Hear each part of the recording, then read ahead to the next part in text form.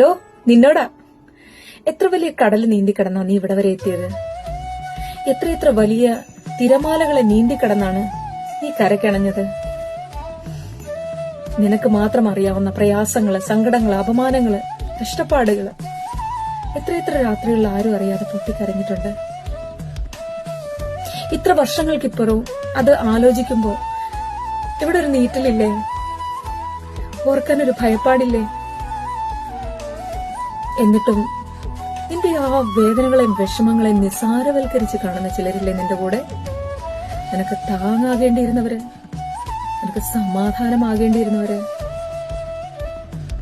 കരയരുത്, വിഷമിക്കരുത്. നിന്നോട് എങ്ങനെ പെരുമാറിയോ അതേ നാണയത്തിൽ നീ അവരോട് തിരിച്ചു പെരുമാറുക. നിനക്ക് തരാത്ത ഒരു പരിഗണനയും നീ തിരിച്ചു കൊടുക്കേണ്ടതില്ല.